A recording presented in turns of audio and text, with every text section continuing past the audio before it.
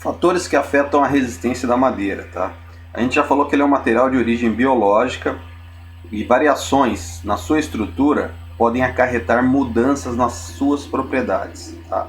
Fatos principais. São 3 os fatores que afetam a resistência da madeira: anatômicos, fatores ambientais e fatores de utilização. Vamos ver o que quer dizer cada um deles, tá? Fatores anatômicos. Densidade da madeira. Quanto maior a densidade, maior a quantidade de madeira por volume, tá? E como consequência, a resistência também aumenta, tá? Então, madeira mais pesada, mais resistente, aquilo que eu já falei para você.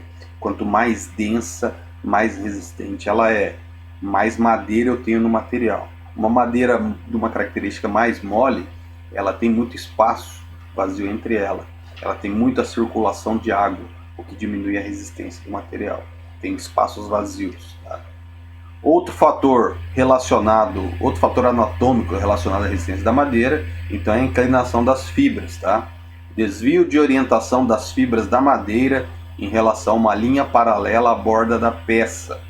Norma brasileira permite desconsiderar a influência da inclinação das fibras para ângulos de até 6 graus. Então, na aplicação estrutural, eu não posso ter um desvio maior do que 6 graus em relação à inclinação das fibras para a aplicação da carga. Mais do que isso, eu tenho que fazer uma outra análise em si para verificar a resistência da peça, tá?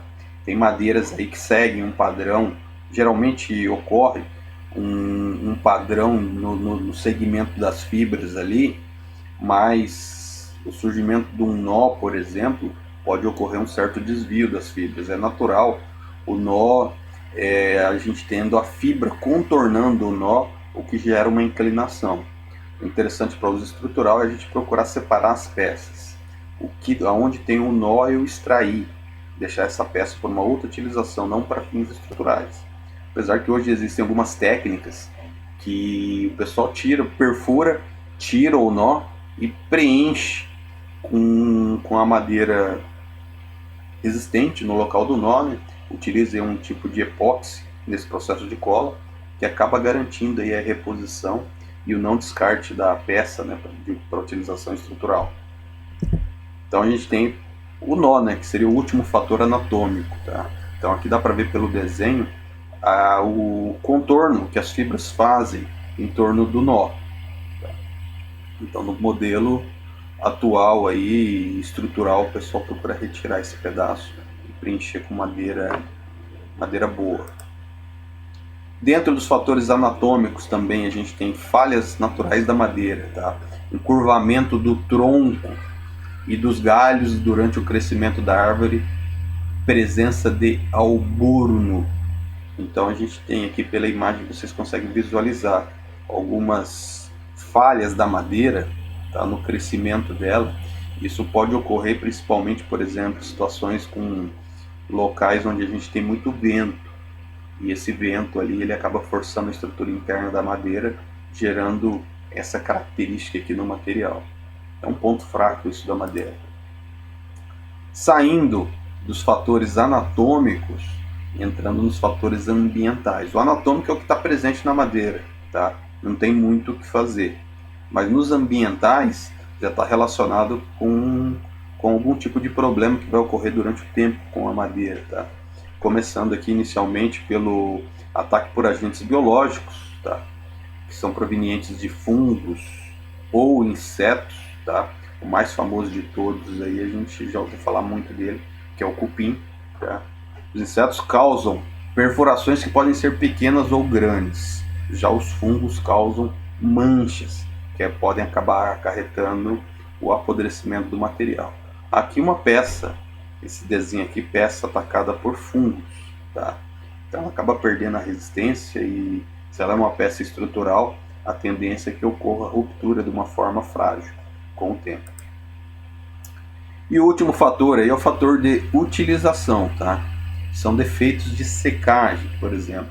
Quando eu vou fazer secagem de uma peça, eu não posso elevar uma temperatura de uma forma muito abrupta.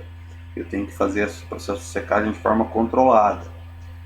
Porque um processo de secagem inadequado ele pode gerar alguns defeitos, tá?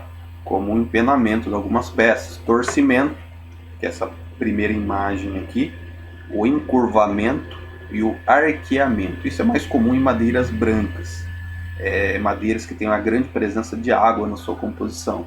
Então, como tem a água saindo ali, a tendência é que esse espaço por onde circulavam as seivas na estrutura interna da madeira, esse processo de secagem, ele acabe ali se adequando e ocorrendo aí uma movimentação natural da madeira, tá? É muito comum, por exemplo, você ver o pinus, que é muito utilizado em obra hoje, principalmente nas formas. Com a presença de sol, ocorre justamente isso. A madeira pinus que você recebe hoje em obra, geralmente ela tem uma quantidade de água muito elevada, tá? Ela fica muito tempo no sol, ela empena justamente por causa disso. Sai a água, fica o espaço vazio e a madeira acaba se deformando naturalmente. Dentro também dos fatores de utilização são os defeitos de processamento relacionados ou a corte ou a arestas quebradas aí, em função da movimentação do material. Então, aqui a gente tem situações de arestas quebradas, né, nas pontas, às vezes de bater o material. Tem que ter esse cuidado, tá? E aqui cortes inadequados e incorretos.